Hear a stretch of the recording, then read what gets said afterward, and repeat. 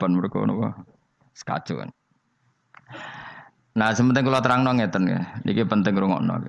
Mahsyar iku maknane iku nggon giringan. Terus kiai kuno maknane bayangno nggon mahsyar iku maknane tempat dihalonya semua manusia.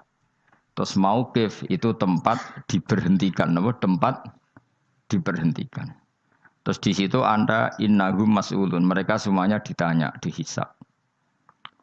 Nggih rungokno ya, semuanya dihisab. Terus ngendikane Kanjeng Nabi, hasibu anfusakum qabla an tuhasabu. Menghisaplah diri kamu sekarang sebelum kalian semua dihisap. Sehingga potensi kita ini umat Islam utamanya sing tahu ngaji-ngaji ini, sampean semua dihisap ini kemungkinannya kecil. Karena ketika kowe ning donya sampean sedantene kan biasa wis donga robbana zulamna anfusana. Jadi ya Allah, saya ini benar-benar mendolimi diri kita sendiri. Karena tujuannya hisab itu taubah. Taubah itu mempermalukan mereka di depan umum. Saya ulang lagi ya. Jadi semua hisab itu taubihan, mempermalukan mereka di depan umum bahwa mereka orang yang buruk. Sementara kamu di dunia sudah sering ngaku orang buruk. Selain ya wis wong akeh. Maksudnya ini kan cerita. Jadi kayak ngakuin apa Rabbana zalamna anfusana. Sehingga ngendikane Kanjeng Nabi sebuti hasibu anfusakum qabla an tuhasabu. Menghisaplah diri kamu sendiri sebelum nanti kamu benar-benar dihisab. Sehingga umatnya Rasulullah itu kemungkinan kena hisab itu kecil sekali. Karena tadi sudah terbiasa menghisab dirinya sendiri. Apalagi kita, kata Rasulullah, saya dikasih hadiah yang para nabi sebelum saya enggak dikasih hadiah itu. Apa itu? 5 hal itu. Di antaranya apa? Kata Rasulullah, wa'utitu khawatima suratil Baqarah. Saya dikasih terakhir-terakhirnya surat Baqarah. Di surat Baqarah itu umatnya Nabi dapat bonus dan ini luar biasa. Yaitu ayat Rabbana la tu'akhidna innasina wa akhtana. Ya Allah, jangan hisab kami, jangan beri sanksi kami, jangan azab kami kalau suatu saat kita lupa atau salah. ASP nak kue urung salah, padahal mesti salah. Rai-rai ini gak mesti salah. Wes gawe perjanjian mbek pangeran Gusti. Ndamel perjanjian dong apa? Setiap saat saya salah langsung sepuro. Mun mboten usah istighfar malih pun niki pun niku. Terus deal pokoke deal ini. Lah itu ngendikane Kanjeng Nabi senyum-senyum senenge ra karuan. Dan setiap itu dibaca oleh umatku, Allah sudah jawab qala na'am. Jadi Rabbana la tu'akhidna innasina aw akhtana. Terus qala Allah menjawab na'am. Terus Rabbana wa la tahmil alaina isron kama hamaltahu 'alal ladzina min qablina. Nabi Muhammad jawab, Allah menjawab na'am. Sampai terakhir wa'fu anna, Allah jawab na'am. Kemudian para kiai itu punya kiat supaya umatnya itu hafal itu. Terus jadi bahan tahlil itu masalah ya. Faminhum ya faminhum. Sing tahlil ya ora paham, sing kritik ya ora paham. Alhamdulillah itu mesti padha-padha ra kena hisab. Mergo padha-padha ora napa? Paham. Dadi ora ana barokah kaya goblok wis barokah tenan. Mergo sing lakoni ya ora paham, sing kritik ora paham. Jadi kalimat yang di akhir surat Baqarah itu adalah termasuk hadiahnya Rasulullah yang tidak diberikan pada Nabi sebelumnya. Ini apa ini? U'titu khawatima suratil Baqarah. Saya dikasih akhir surat Baqarah. Gini ku setiap doanya umat Nabi Allah jawab napa? Naam. Jadi ya Allah la tu'akhidna, jangan kasih sanksi kita innasina au akhtona. Allah jawab naam. Itu satu. Terus kedua, umatnya Nabi itu kalau dosa itu tidak perlu prosedurnya harus istighfar. Banyak amalan yang menjadikan diampuni. Misalnya kafaratul majlis itu lafadznya enggak istighfar. Subhanakallahumma bihamdik misalnya. Dan banyak imatatul adza anit thoriq. Misalnya Nabi pernah cerita ada seseorang yang nakal, kemudian gara-gara menyingkirkan duri di jalan yang ganggu orang lewat, kemudian Allah memaafkan. Ada yang dimaafkan karena ngombeni anjing, macam-macam lah. Kemudian ngombeni santri, macam-macam. Sehingga potensi kita dimaafkan itu tinggi sekali karena ada sekian amal yang itu menjadi sebab ridhanya Allah Taala. Malah kalau dalam dunia wali itu ada seorang wali mau ngarang kitab, kemudian tintanya itu diminum lalat, dia membiarkan tinta itu sampai lalatnya sampai kenyang, kemudian gara-gara itu dimaafkan oleh Allah Subhanahu Wa Taala. Banyak sekali. Sehingga potensi kita dimaafkan tinggi. Terus turu dadi orang ngrasani wong enggak macam-macam lah. Iku ya insyaallah disepuro pangeran. Dadi ana dadi wali mergo kakean apa? Turu. Ditakoki, "Kenapa kowe kok turu wong wali? Mboten siap roh donya, Gusti." Kenapa? Donya wis rusak tok, patok mboten roh Gusti. Lah iku ya mari swarga napa? Ya swargane wong turu ya kira-kira tok. Tapi jadi umat Nabi itu luar napa? Luar biasa. Makanya saya yang heran nih kalau ada orang alim bikin gerakan terlalu tenanan itu keliru. Biasa mawon.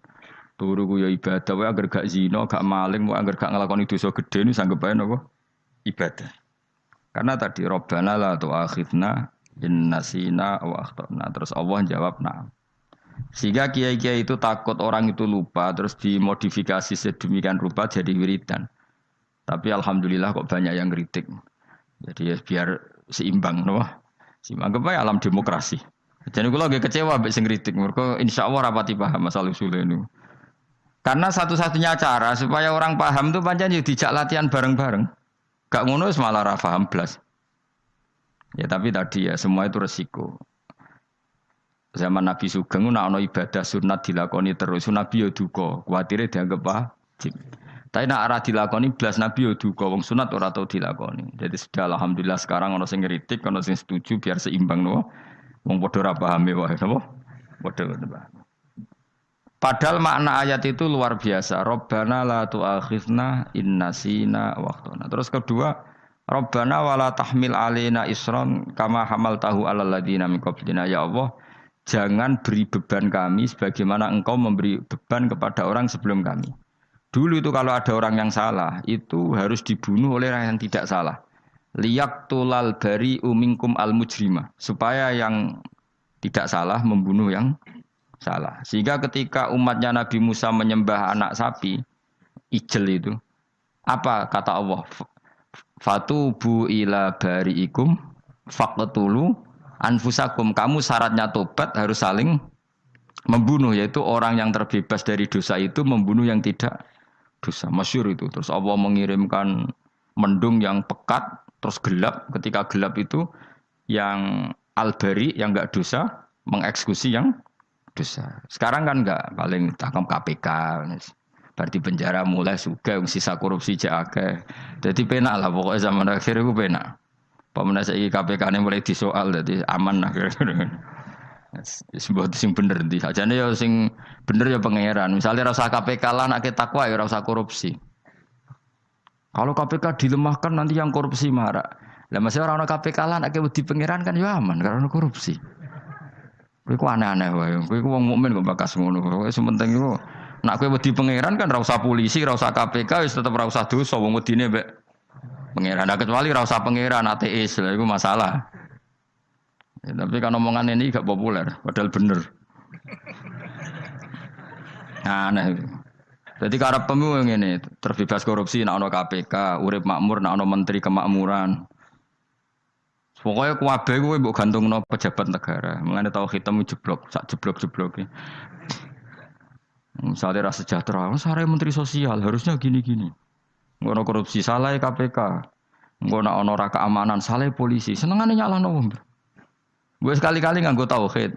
Nek ana adab iku mergo dosa yang sudah kelewat. Ya tapi kan gak mungkin ngomong bernegara gitu. Tapi atas nama iman bahasa kita seperti itu. Kalau atas nama bernegara emang kita butuh polisi, butuh tentara, butuh KPK. Tapi atas nama iman ya tadi. Kalau kita diberi sanksi Allah itu rata-rata dari bima qaddamat yadaka itu pasti ada salah yang pernah Anda lakukan. Ya, tapi sudahlah ini zaman sudah seperti ini. Sanut umumnya wong akeh. Kalau terang malih masalah hisab ya. Hasibu anfusakum qabla an tuhasabu. Kamu menghisablah diri kamu sebelum kamu dihisab. Misalnya saya sebagai ulama, tentu hisab terberat saya itu kitmanul ilmi, menyembunyikan apa? Ilmu. Karena ilmu kalau disembunyikan tuh bahaya sekali. Bayangkan di alam fisik. Misalnya ada orang berkebutuhan pada kemaksiatan, terus di situ ditulis bar, karaoke misalnya. Orang bisa ke sana karena ada tulisannya, ada WA-nya, ada alamatnya. Kemudian ketika Anda bisa Fathul Qorib, tidak ada tulisannya. Harusnya Anda juga nulis ahli Fathul Qorib. ahli Fathul Mu'in. Nah, atau ahli Jaljalut tulis saja. Ahli Primbon. Enggak apa-apa tulis saja. Penerus Ronggo Warsito tulis saja. Zaman gendeng arah melok gendeng ra keduman tulis saja. Tapi barokahnya tulisan itu kan orang bisa tahu. Makanya kenapa banyak orang sufi yang sudah menyembunyikan diri wanaknya nakal-nakal karena dia disalahkan Allah karena menyembunyikan ilmu. Saya itu orang yang senang tertutup kecuali masalah ilmu. Saya mau mengajar terbuka seperti ini. Karena tadi awal dari dikenalinya kemakrufan adalah dimaklumatkan. Awal dari dikenalinya keburukan juga karena dimaklumatkan. Betapa celakanya kalau kemungkaran dimaklumatkan sementara kebenaran tidak dimaklumatkan. Makanya Mbah Mun itu sampai berfatwa, Mbah Mun guru saya itu. Nak ono masjid ra ono menawarane Mbah Mun duka. Masjid kok ora ono menarane, wajib ono. Dulu saya iskal kenapa menara jadi wajib. Tapi setelah saya tambah angan-angan, secara fikih jelas tidak wajib. Tapi coba bayangkan, misalnya ada bar lampunya tinggi, orang dari jauh tahu itu bar, sehingga kalau mau maksiat misalnya ingin ke sana. Sekarang misalnya masjid gak ada menara, ada orang ingin sholat, ono masjid tahu ora. Tapi baru kayak ada menaranya kan, tahu. Intinya semua kebaikan itu harus dimanarohkan. Makanya manaroh itu dari kata nur, dimenarakan, dari kata nur, dari kata dicahayakan, dimaklumatkan. Sehingga mulai dulu lama itu meskipun humul itu menyembunyikan diri. Tapi kalau masalah ilmu mereka membuka diri. Loh, coba kalau misalnya ngaji seperti saya ini, saya tidak terang-terangan jadi orang alim. Sebetulnya nggak baik. Kalau kamu ujub, sombong, aku orang alim itu tidak baik. Tapi kalau kita kan tidak karena ujub tadi, harus memaklumatkan. Coba berapa bapak-bapak yang tertolong nyari bidan ketika istrinya hamil. Gara-gara tulisan kadang yang nolong itu. Bidan. Ya kan? Dokter gigi. Atau kalau enggak dokter, ya ahli gigi. Ahli gigi itu yang dipasang tanpa medis itu. Enggak, kamu menjadi tahu karena apa coba? Tulisan. Tapi kenapa kebaikan tidak seperti itu? Harusnya sampean itu tulis saja. Misalnya sampean enggak alim saja, maklar orang alim. Siap menyalurkan ke tempat-tempat orang alim. Coba TKI tenaga kerja itu. Mereka tahu Korea, Hongkong karena tulisan penyalur tenaga kerja. Tulis saja rumah kamu penyalur ke orang alim. Nanti antar ke berduaan. Ada orang tanya, maksudnya gimana? Kalau butuh orang alim, tak antarkan. Oh ya sudah, itu kalau se-Indonesia, itu luar biasa. Jadi yang ngajinya dulu Fathul Qorib sampai bab sholat itu saja. Ahli Fathul Qorib sampai bab sholat. Tulis saja dalam kurung, pemahaman pas-pasan. Enggak apa-apa. Lo coba, dokter itu kan fair. Kalau ilmunya pas-pasan tulis dokter umum. Kalau dia merasa pinter, dokter spesialis. Dan itu menjadi orang tahu. Tulis saya kan ke ahli saraf.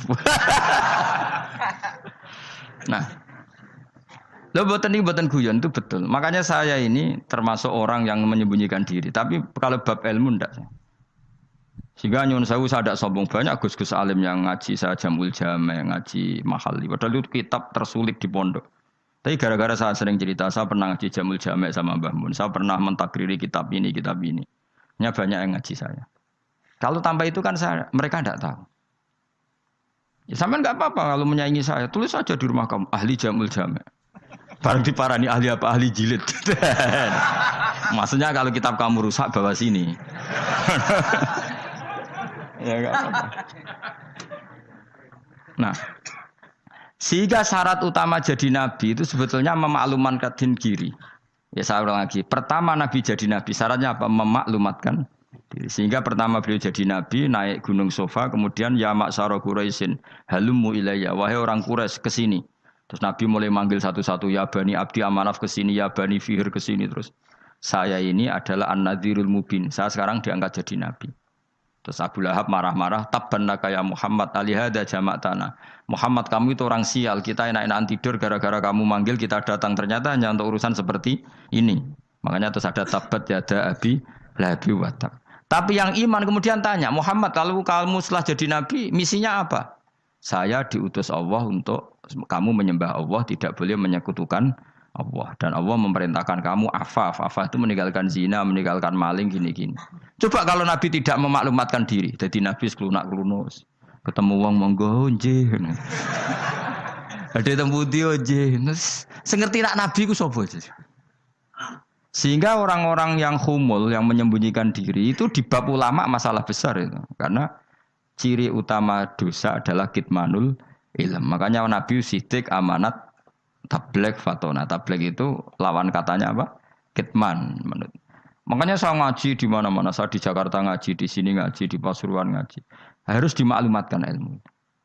Dan kalau ada orang tanya ya tak jawab. Saya tuh kitab yang paling aneh di pesantren. Misalnya yang mulai aneh lah. Gak Jamul Jami'. Saya sampai sekarang masih ngajar Jamul Jami'. Kitab yang aneh. Macane lagi roh judulnya pusing. Jamul Jawami'. Kumpulane pira-pira kumpulan. Jadi ilmu apa ae ana ning kono. Sing gak ana ilmu dukun, mboten enten. Ilmu carane bodoni ya ora ana. Ning kono mau carane mlebu swarga tok. Mulane potensi kula mlebu swarga itu tinggi sekali. Cara sing model piye duwe. Dadi Dadi cara sing model piye duwe. Dadi cukup banyak napa? Cara. Sampe nek duwe cara sitok ora mesti kula nu gak ada cara kathah. Dadi nek dari cara iki mentok ganti cara iki mentok. Ya terakhir paling gampang itu cara nganggo fadhole pangeran. Iku kena mbok tiru. Pokoke mlebu swarga nganggo fadhole pangeran. Masalah utama kita sebetulnya itu. Makanya saya tidak pati cocok sama orang sufi itu. Kebenaran itu harus dimaklumatkan. Sementara orang sufi itu ingin menyembunyikan diri. Itu kalau untuk yang alim itu tidak bagus. Wong kita saja tahu itu dokter atau bidan karena tulisan. Ini bidan, ini dokter. Dan mereka jujur, dokter umum, dokter spesialis. Loh, coba misalnya di kota, kamu tulis saja penyalur kebaikan. Orang yang ingin mondok, oh pondok pilihannya ada, Sarang ada, Peloso, Lirboyo. Kalau saya ke sana gimana? Oh, saya kenal Gusnya. Tak anter. Wan keren, juga ada penyalur. Kalau orang bisa tersalurkan ke Korea, ke Korut, ke Jepang karena tulisan, kenapa tidak banyak orang tersalur kebaikan karena tulisan? Enggak orang mau kelunak orang jelas. Meskipun nanti ditawarin orang, mesti dulu sih ahli takrib, mesti wong guyu. Ahli Fathul Qorib sampai bab sholat. Tulis saja jujur, maaf tapi hanya sampai bab sholat. Tulis saja, ada maafnya bareng, maaf tapi sampai bab sholat. Enggak apa-apa. Paling untuk wong sowan, larian modal jenengan 2 tahun. Tapi ini bodohnya mau 3 bulan, mulane ngajine tok bab sholat. Enggak apa-apa. Lalu itu dulu memang begitu. Rasulullah zaman Sugeng itu kalau ngajari santrinya itu balighu anni walau ayah, maklumatkan ke kampung kamu meskipun 1 ayat. Banyak sahabat kalau ditanya ya tidak bisa karena ngajinya tidak hatam. Tapi ya terus gak apa-apa, kok tak soano Abu Bakar, tak soano Umar, ditanyakan yang lebih pintar. Saking tidak pahamnya sahabat itu lucu ketika ada ayat wa kulu wasrabu hatta yatabayyana lakumul khaytul abyadu minal khaytil aswad. Itu kalau mau tidur ya benar-benar bawa benang putih sama benang hitam, ditulis, dipasang di pintunya. Jadi kalau makan diinceng lagi, kok masih belum kelihatan, wah masih boleh makan. Terus begitu. Kalau sudah mulai syuruk, mulai padang, wah berarti sudah imsak. Jadi karena makanlah dan minumlah sampai benang hitam terbedakan dari benang putih. Artinya kalau malam kan, dulu kan nggak ada listrik, nggak ada lampu, berarti kalau benar-benar masih malam nggak terlihat, berarti masih boleh makan. Nanti terus dilihat gitu. Terus, ya sudah wakafnya di situ. Hatta yatabayyana lakumul khaytul abyadu minal khaytil aswad. Wakaf dulu. Terus akhirnya Kanjeng Nabi itu piye kok umatku dadi masangi benang. Akhirnya Jibril teko. Ini makanya unik dalam ulumul Quran. Satu-satunya ayat yang diturunkan hanya 1 kata itu ya ayat itu tok. Terus Jibril datang, Muhammad ayatnya itu kurang sitok. Minal fajr. Terus ditambahi minal fajr. Jadi minal fajr itu unik. Ada Jibril jauh-jauh dari langit. Iku mau nurun apa? Minal fajr. Makanya kalau kamu nanti dites, kalau ingin jadi dokter tafsir dites, ada 1 kalimat yang diturunkan jauh-jauh Jibril ke bumi. Apa kalimat itu? Jawabannya minal fajr. Wis alim gue yakin alim. Memang ikut tak? Masa ikut? Mergo gara-gara sahabat itu terus masangi apa? Benang ngincang. Akhirnya minal fajr. Baru mereka tahu maksud fajar maksud apa benang hitam artinya malam, benang putih artinya fajar sodik sudah menyingsing. Semenjak itu sudah ada benang-benangan karena jadi orang-orang ngono maksud iki cek kurang sithik terus di turun apa? Minal fajar ya. Jadi nanti kalau sampai latihan tes jadi dokter apa? Tafsir. Ayat mana yang diturunkan hanya satu kalimat atau satu kata jawab apa? Minal fajar. Itu lolos langsung dokter. Pun pinter. Ya pinter ngerpek maksudnya orang tinggal. Lah nanti hubungan kita dengan Allah ya seperti itu. Sejauh mana kita memaklumatkan Allah. Sejauh mana kita mengkampanyakan Allah. Saya berkali-kali bilang, saya kemarin kan di Korea, itu sebetulnya hanya, saya yakin hanya doa saya. Saya sering berdoa, ya Allah, Engkau dipuji di langit dan di bumi. Lalu kalau di bumi ateis, itu caranya kayak apa? Dulu saya itu terobati karena Uni Soviet setelah persemakmuran banyak menjadi negara Islam. Berarti itu bukti bahwa Allah pun dipuji di bumi Uni Soviet. Lalu yang kayak Korea kayak apa? Ternyata betul Koreanya tetap ateis, tapi gara-gara diserbu wong Indonesia. 49.000 wong Indonesia ning Korea Selatan. Iku mbok gawe sing salat separuh, iku cek piro? 24, kira-kira ya selawe digawe 20.000. Wis 20.000 salat kabeh, tahlilan kabeh surwame. Lah kok sing ngritik tahlil muni sunah Rasul tok surwame. Wis pokoke rame lah walhasil. Sitok tahlilan wah itu enggak ada hadisnya. Enggak apa-apa sing penting muni hadis sing sitok tahlil muni hadis ya ibadah, tahlil ya ibadah. Mbok lah soal kok bener ding totalan guri. Sing penting rame. Maksudnya sementing rame ngomong visi Islam. Sitok Islam tahlil, sitok Islam sunnah Rasul enggak masalah. Wong ape yakin bener saiki ya ora ono klarifikasi. Tapi sementing kan kabeh ngomong tentang Islam. Artinya gini, Allah punya cara untuk supaya bumi Korea itu ada yang bertasbih bersujud. Mil'us samawati wa mil'ul. Allah tidak kurang cara. Golek wong kedonyan ditawarik ke sana demi uang. Bareng wis ning kono dielingno pangeran. Segawe masjid, kontrak masjid macam-macam lah. Masjid kontrakan ning Korea. Nang kene ra ono masjid. Pusing. Saya pernah ngisi di satu masjid itu gambare pintu gerbangnya bukan salib kan. Ternyata tingkat 1 itu gereja, tingkat 2 bar, tingkat 3 masjid. Kadang ya kebalikan masjid, bar, gereja. Satu gedung. Jadi malaikat saya tidak tahu lewatnya gimana itu kalau nggak tahu itu cara lewat gimana karena malaikat bagian rahmat itu nggak bisa dia lewat salib. Tapi dia harus menulis ganjaran yang sholat. Nggak tahu saya lewatnya dari mana karena itu. Ya tentu dia punya cara lah. Tapi yang jelas ya agak bingung ini gimana. Itu pernah yang tingkat 2 itu bar pas aktif. Ada santri yang ya pekerja imannya pas-pasan. Kalau nanti gus badhe Jumatan mlebu bar pas aktif wae wong ayu. Meh wera Jumatan. Mergo mau tingkat 2 bar, tingkat 3 masjid. Itu ono khutbah yang barnya tetap main. Ada bar yang masjidnya tetap khutbah. Itu masuk bar. Jumatan apa ning kene wae gitu. Akhirnya ya di situ beberapa menit terus ada komat Jumatan. Dosa ta Gus ini. Ya aku muni. Ya segelem Jumatan kok apik. Wong mesti dilakoni kok takok dosa ta Gus. Oh raimu kadung lakoni kok takok. Artinya gini, Allah punya cara untuk menyebarkan Islam di Korea.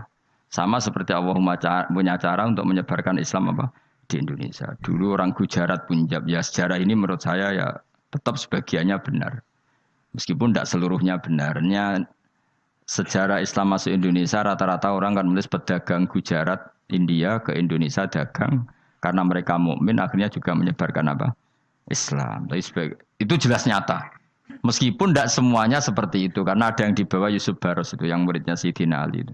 Terus juga ada yang dibawa beberapa habaib dari Yaman langsung ke Indonesia kayak yang di daerah Tuban itu kan langsung habib-habib dari Samarkand langsung ke mana? Tuban. Makanya saya bilang sejarah itu semuanya benar karena memang variasi masuknya Islam di Indonesia itu banyak. Jadi itu enggak masalah. Sampean niru sing kedonyan mawon sing luwih gampang napa? Lho nggih to, kayak Jakarta itu kan kota kayak gitu, baru kayak wong kedonyan orang ke Jakarta semua. Gara-gara tahu mondok pedotan tadi ahli Fathul Qorib tadi yang sampai bab salat, Terus bikin masjid. Iku coba takoki faraid terang ora iso. Pemene takoki muamalah terang ora iso, tapi nak trimo carane salat sing batal apa ngentut roh. Aduh. Ilmune kok roh nak nganti bab iku jek roh. Sing batal salat apa jek roh ngentut nyekel wong wedok jek roh. Tapi mbok aja takoki sing detail apa? Detail. Cara mengenali kiblat dengan hisab ya marosdil kiblat wis ora ngara iso. Atok nganggo komputer delok. Nganggo jam nganggo kompas. Padahal ana ilmune ya marosdil apa? Kiblat. Di bulan tertentu, hari tertentu itu nanti matahari tepat di atas Ka'bah. Serang arah iso, nak ngono niku serang arah iso. Ya saya ulang lagi ya. Jadi kesalahan kita adalah kebenaran itu kita sembunyikan. Padahal awal dikenalnya Islam itu lewat i'lam. Fasda bima tu'maru. Kebenaran harus dimaklumat. Tapi problemnya Islam Indonesia tuh kadang humul tuh bangga. Enggak dikenal orang itu bangga gini. Oke lah, kalau yang enggak, saya sendiri ya suka humul. Sampai sekarang saya suka humul. Saya sampai sekarang enggak suka tamu. Bukan karena benci tamu, ribet. Maksud saya kalau sowan kiai ya ngaji saja, ora usah sowan. Oh ribet. Ya lucu kan, seneng Gus Bak jare wong alim. Terus senenge mau sowan tok ngaji ra gelem iku piye karepe? Wong kok aneh. Iku berarti kalau karo kowe seneng dokter, di konsultasi obat ra gelem tapi ngajak jagongan. Dok, jenengan tiyang pundi? Jenengan manggen dalam mriki mulai tahun pinter. Lah ya kowe takok dokter kemalan. Mestine kowe takok laram apa, obate apa kok malah kenalan. Pindah Jogja tahun pinten, Dok? Dan jenengan kawin mriki tahun pinten. Lah wong jare Gus Bae wong alim kok sowan ngono. Jenengan kelahiran tahun pinten, Gus? Zaman dinosaurus. Wong alim kok takoki lahire ku piye karepe? Sesuk tak gak takok pisan matiku kapan to. Coba betapa naifnya kita kalau kita suka dokter, terus kemudian kamu takok dok kelahiran tahun pinten jenengan. Aneh gak? Nak kowe seneng dokter mergo mau konsultasi berobat ya ngomong saja apa yang kamu butuhkan. Aku seneng wong alim yo ngaji titik. Ayo kowe misalnya seneng artis, delok konser artisnya takok kelahiran tahun piro. Gak penting artis ayu mbok delok seneng wis sudah gitu aja. Ora wong alim yo ngono ngaji seneng. Ini kadang wong Jawa lucu, seneng wong alim sowan terus takok-takok. Aneh, iku dudu obatno ngono, yakin.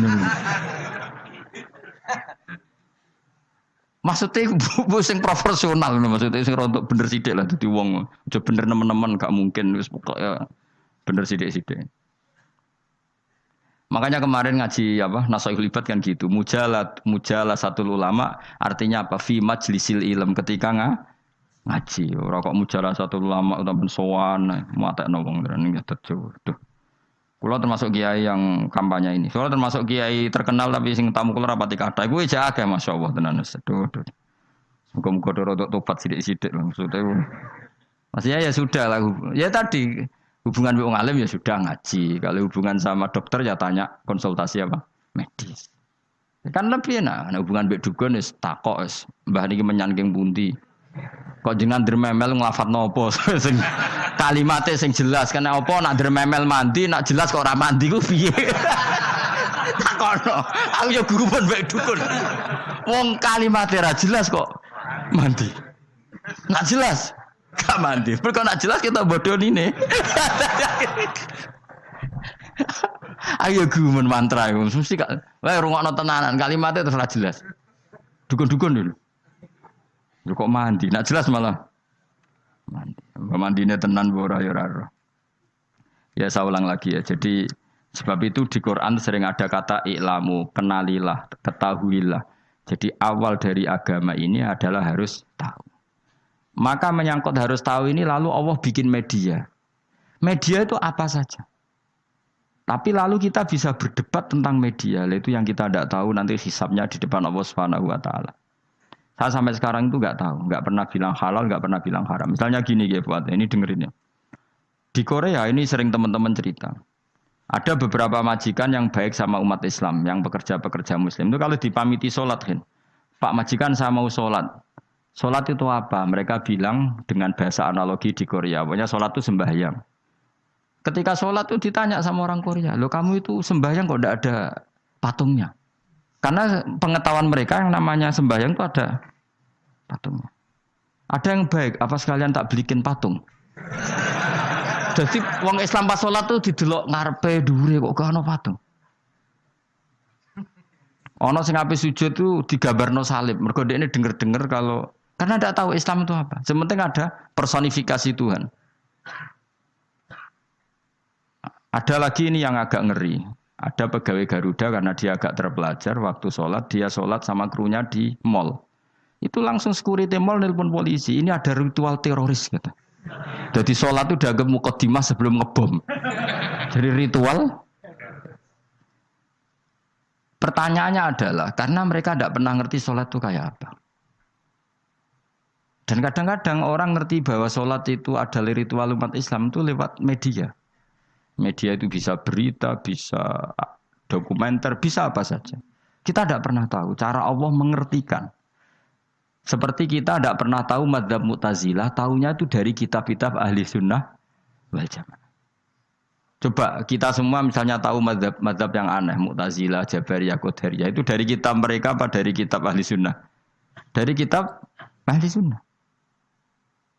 Maka bisa saja informasi keburukan itu dari orang baik dan informasi kebaikan dari orang buruk. Kita tidak pernah tahu. Karena ini yang bisa ngelola hanya Allah Subhanahu wa taala, tidak bisa, kita tidak bisa, hanya Allah yang bisa. Maka perdebatan Ahmad bin Hanbal dengan Haris Al-Muhasibi itu seperti itu. Misalnya gini, tak kiri contoh. Haris Al-Muhasibi itu orang alim alama, dia ahli sunnah mandat, pokoknya ahli sunnah sekali. Dia mau ngarang kitab tentang dia menentang Mu'tazilah, menentang Qadariyah, menentang Syiah. Terus setelah mau ngarang kitab, ditanya sama Imam Ahmad, ya Haris, kalau kamu ngeritik Mu'tazilah, awalnya gimana caranya kalau ngarang kitab? Ya saya cerita pendapat mereka dulu, lalu saya tentang. Imam Ahmad guyu-guyu. Bukankah setelah kamu cerita mazhab mereka plus argumentasi mereka, jangan-jangan pembacanya sudah tertarik. Pas kamu nentang, kamu sudah dianggap gawe-gawe. Karena kadung tertarik. Saya tak contoh wae, misalnya gini, kowe sekarang rasa bareng dadi wong soleh biasa wae. Aku ana gambar wong wedok montok tak tulis, hindari ini. Kira-kira dia moto hindari apa gambare? Enggak jawab ya, kira-kira lho. Sing mbok nikmati kata hindari apa? Sing mbok eling-eling kalimat hindari apa gambare? Kira-kira. Padahal tulisannya apa? Hindari bahaya ini. Bahaya nanti terus didelok. terus sing dieling-eling ora hindarine tapi sama. Pendapat Mu'tazilah itu ada yang menarik. Misalnya gini, menurut Mu'tazilah, seseorang masuk neraka ya karena amalnya, masuk surga ya karena amalnya. Apa artinya kalau masuk surga karena fadli Allah? Lalu gunanya amal apa? Mungkin pembaca kan tuh, wah ini proporsional ini. Gak ada ahli sunnah, jadi bus warga mereka fadli pangeran. Kok enak? Lalu gunanya amal apa? Padahal dia tahu pendapat Mu'tazilah itu dari kitab itu, kitabnya orang ahli sunnah. Gak pernah tahu kita. Ya saya ulang lagi. Itu kan ibarat kayak KUHP. Kamu baca KUHP draft, terus kamu cocok. Kamu mesti nyalahkan yang demo. Atau baca buku selebaran orang demo, kan terserah kamu. Kamu kan punya akal, kan tetap milih. Tetap milih.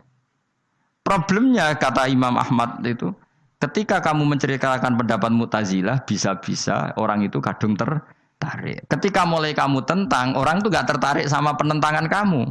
Berarti kamu ikut menyebarkan Mu'tazilah. Sama seperti tadi, gambar perempuan yang agak jorok tadi, sebetulnya tak tulisi kata hindari.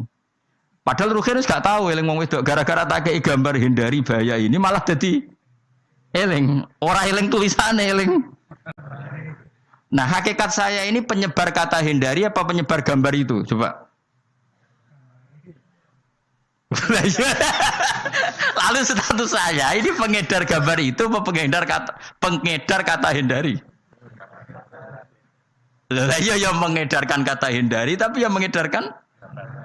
Nah sama sekarang pertanyaannya, kalau kamu ngarang kitab anti Mu'tazilah itu sebenarnya pengedar mazhab Mu'tazilah apa penentang?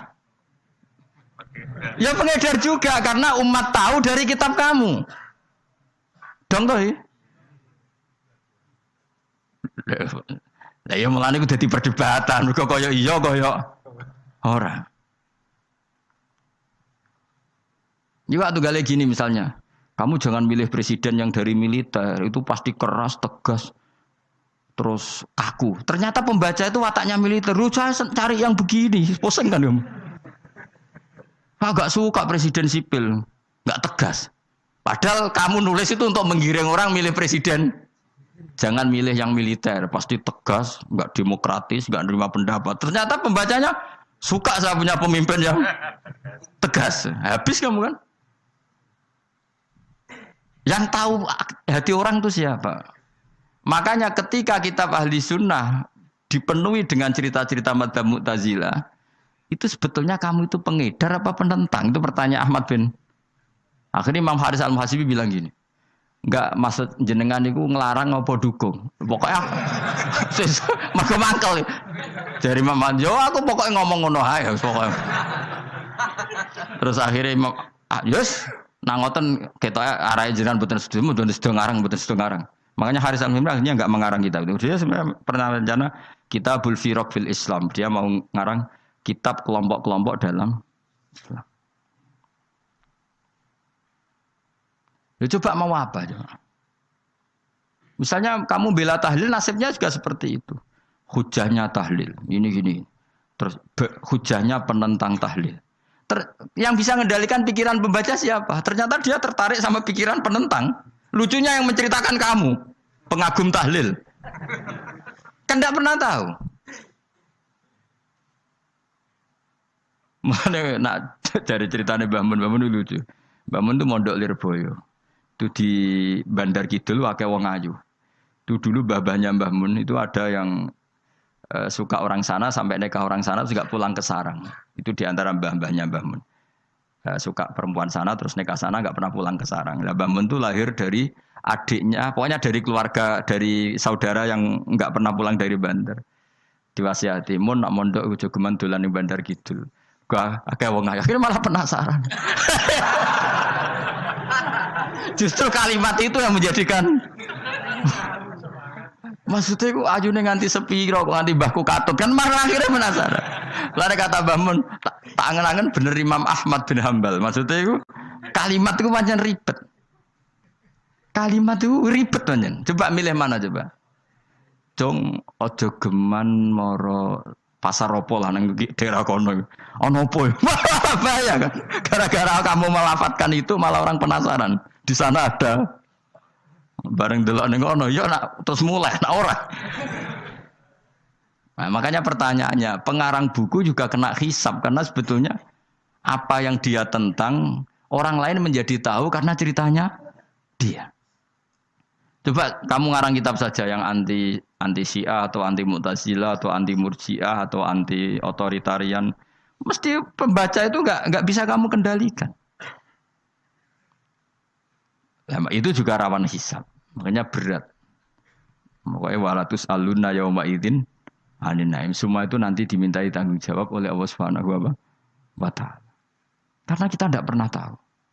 Akhirnya Haris Al-Muhasibi gak ngarang kitab. Imam Ahmad itu tidak punya karangan kecuali riwayat Musnadu Ahmad bin Hambal. Kalau gak ada 14 juz.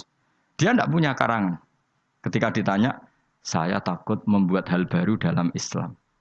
Karena karangan itu kan mesti melogikakan hukum. Sementara Allah tuh kadang nggak butuh dijustifikasi seperti itu.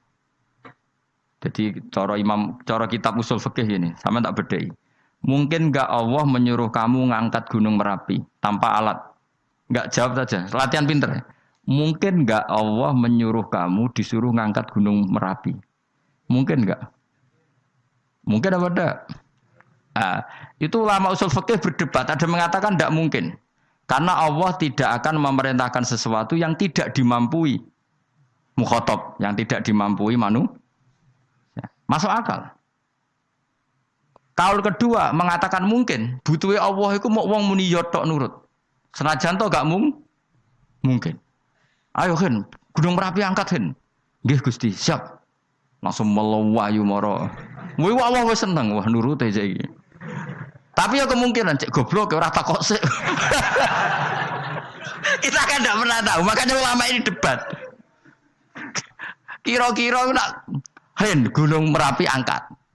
Potensinya kan dua, kue langsung melayu apa ngangkat. Potensinya kan kok goblok ngono ora kok. Bicarane kok. Tapi ya mungkin dilem mbek pangeran. Cek nuruti, ora paham-paham lah melayu. Ki milih ndi? Status ngene iki nurut apa goblok? Jawab, nurut apa goblok? Ya nurut goblok. Ya aja ngono lho. Kita ndak pernah tahu. Mulane tetep pada akhirnya kita itu wa in adri. Kita ndak pernah tahu. Tapi kita tahu bahwa semua ada hikmahnya. Makanya kadang orang alim itu bilang saya alim, kadang bilang saya ndak tahu. Maksudnya kita tahu Allah memerintahkan pasti ada hikmahnya, tapi kita ndak tahu maksudnya apa. Ya sudah seperti ini. Akhirnya dunia ya sudah seperti ini. Ya kadang ngerti, kadang ora ngerti, ya sudah biasa ya. Kalau gue tak takoki sesuk isih urip to ora. Mungkin jawab ya. Muni ra roh iku nyatane yo koyo roh. Muni roh yo ora roh nak mati. Mulane ya sudah. Kadang takoki sesuk iku jeng yo ziarah nggih, Mbah. Tapi kadang wa alam, Mbah, insyaallah. Ya karena memang ya enggak pernah tahu. Karena apa ya? Wis ra kena diterangno, Kang. Mulane kula niku gadah kitab-kitab perdebatan ulama, nak gejol-gejolkan ngoten niku. Saya ulang lagi ya. Kalau kamu mengarang kitab menentang pendapat Mu'tazilah, itu artinya kamu menceritakan pendapat Mu'tazilah, lalu menyebarkan kesalahan mereka. Pertanyaannya, pembaca pertama kali tahu pendapat Mu'tazilah gara-gara cerita kamu. Itu sama. Pembaca tahu gambar perempuan gara-gara edaran kamu. Meskipun kamu menulis hindari, tapi kan menjadi tahu. Kamu berarti penyebar kata hindari apa penyebar gambar? Apa penyebar kata hindari? Itu ibarat kayak gini, ada anak kecil baru umur SMP kamu, nak hindari narkoba. Bentuknya kayak ini loh, nak. Padahal anak kamu itu bakat soleh yang nggak terlintas narkoba. Gara-gara buat cerita ini menjadi tahu. Sekarang omongan iku dihisap tahu orang menjadi tahu gara-gara kamu. Tapi kamu nggak ngandani, takut anak kamu kejebak narkoba. Milih mana? Bingung tau ke? Wingi-wingi ra bingung, ora tau mikir. Maksudnya ya terus. Aku ya gumun, wong ora tau mikir kok do urip. Jadi ya sudah. Enggak angel pancen urip ya angel. Mulane ngaji, mulane ngaji. Ngaji minal fajr. Minal fajr. Itu satu-satunya ayat sing turun mau sak kalimat. Jadi ora sak ayat mau sak kalimat, sak kata kalau dalam bahasa Indonesia. Mun kula terusno. Oh, masalah yamin iki kula terangno. Yamin niku maknane arah kanan. Arah kanan maknane arah yang dikira benar. Jadi orang Arab bilang kalau sesuatu benar itu disebut kanan. Mulane ashabul yamin. Tapi kalau orang salah disebut ashabus simal. Jadi sebetulnya itu bahasa-bahasa, ya memang bahasa Arab seperti itu. Partai kanan berarti benar. Kalau partai kiri salah. Tapi sekarang katanya ada wasatiyah, tengah-tengah. Ya saya malah bingung tengah ning ndi. Tapi nah istilah Al-Quran itu jelas ada yamin, ada simal. Tapi kalau wasat itu bahasa sosial. Tapi ya sah. Bahasa itu juga sah. Wong napa sebut ini ummatan wasatal litakunu syuhada'a napa wa kadzalika ja'alnakum ummatan wasatal. Mun kula terusno jadi arah kanan itu maknanya apa? Arah yang benar. Makanya disebut ashabul yamin. Kalau salah disebut ashabus simal. Innakum ladzaikul adzabil alim. Innakum satamne sira kabeh. Fihi ku tetep ing dalem dawuh innakum. Iltifatun ana iltifat. Iltifat iku ngerubah redaksi. Mau kan tentang hum itu dhamir ghaib, tapi sekarang jadi dhamir mukhatab. Ladzaikul adzabil alim. Yektine wong kang bakal nyeksani, bakal ngrasakno siksa sing pedih. Wa mutzauna lan ora den wales sira kabeh ilama kecuali perkara illa jazaa kecuali walese perkara kuntum kang ana sira kabeh tak malu nang nglakoni sira kabeh illa ibadah wahil mukhlasin kecuali kaulane Allah sing ikhlas.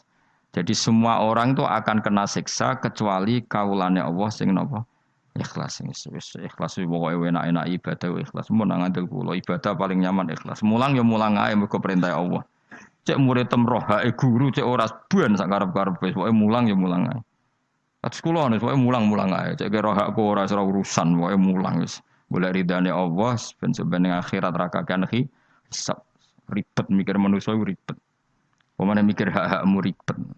Turuti ora tau warak, serepot kabeh. Ben ngono dunya ben ngono. Nek dhekmu mesti dianggep ae urip sedina-sedina. Sing ngomong bayangno urip suwi kuwi sapa? Wa amal li akhiratika ka annaka tamutu hoten. Lan kula nek ndek 200.000 tak anggap wage. Urip nganti sesuk dhuwit 200.000 cak aki.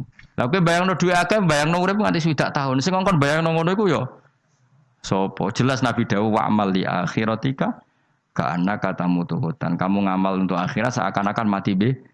Jadi misalnya aku digedingi wong sak menaki, digedingi mau sewengi enteng sesuk wis mati wae. Jebule cek urip. Ya enggak bae cek sesuk. Kan mau sedina-sedina ngitunge apa? Mulane anggere ana panitia ngundang aku pengajian pusing. Aja mbok undang saiki aku mari bingung. Pokoke nek sesuk acara bengi aku kandhani. Mboten Gus ben ana kepastian. Kepastian mbahmu ora melok duwe donya men kepastian men. Wong ora tau ngaji tauhid to namanya. Pas, ya coba 2 bulan lagi disuruh bilang iya, ben ana pekepas. Sing iso ngatur donya sapa? Akhirnya, tapi ini ben ana kepastian mbahmu manusa sing iso nontonno sapa? Pokoke nek acarane Senin, aku kandhani malam Senin, aku ana ya iso wae lunga. Gampang kan? Tapi kan jantungan. Akhirnya golek kiai serep. Alhamdulillah ras itu. Kados kula ngaji teng mriki pokoke umume iku akhir bulan wis ngono tok santai wis. Ya biasa wae. Ya pokoke urip ku anggap ae sedina wa amal li akhiratika ka annaka tamutu. Dan jadi misalnya damuk bojo ya ndang sedina. Sesuk wis mati ya. Boleh sesuk jauh urip diwamuk meneh. Paling sedina. Wis sedina mati yes. Enggak suwe-suwe ra aman apa? Aman. Aman. Wani urip ngono. Jadi daftar wali, tau warai ngono ora. Ikhlas ki ngoten carane ki salat ben nyaman. Ngendikane Rasulullah, "Sholli ka annaka sholatu muwaddi'in." Kowe nek pengen salat ikhlas, anggap bae iku salat sing terakhir dan kenangan terbaik kamu di dunia adalah tahu salat, tahu sujud. Juga salat tuh happy. Ya Allah ini sujud saat terakhir, ini rukuk saat terakhir. Seneng dadi salat. Salat kok ora. Sewante engko salat meneh. Sewante akhirnya awur-awuran. Mulane kira dadi wali-wali aku. Krasa Kang, nek dadi wali ku ono ambune. Kita ora ono ambune semboyo. Maksudnya aku ora usah wali-wali papan atas, sing ringan-ringan ae, sementing bener. Jadi syarat wali wa amal li akhiratika ka annaka tamutu dan beramallah untuk akhirat kamu seakan-akan kamu mati. Bisa. Jadi misalnya diutang, tapi sahur jangan utang sahur ngawur sembrono. Contohnya aja utang, ojo nak utang bahaya. Enak kan? Jadi kayak di masalah berat ya enteng. Wong urip mau napa? Sedina. Apa meneh nak kowe luwih wali meneh, ora nganti sesuk malah. Setiap saat aku iso mati. Berarti nak di masalah kan lep sediluk. Cuma masalah kowe permanen, bar mati tambah neraka. Lha kok aja sampe. Malah selawase lawas. Mulane masalah ning donya tok, ora usah sampe tok akhirat. Untuk aku kan repot ngajajahi kowe. Seakan-akan mati besok. Pertanyaannya, apa setelah mati enggak ada masalah? Ternyata tambah banyak masalah. Sebenarnya sementing ikhlas semua. Wa illa ibadah wahil mukhlasin. Jadi kalian semua pasti merasakan siksa dan akan dibalas kecuali mereka sing ikhlas. Mesti wong ikhlas itu aman. Ila ibadah wahil mukhlasin kecuali kawulane Allah sing napa Suma ja'alna minal mukhlisin ya. Mungkin kula jenengan sedanten termasuk tiyang sing napa ikhlas. Pokoke dilatih. Nek ora dilatih dipaksa. Pokoke luwateh paksa. Nggih Gus pokoke paksa. Paksa supaya sampean ikhlas. Ya wae misale kowe ngandalo pejabat ya mati.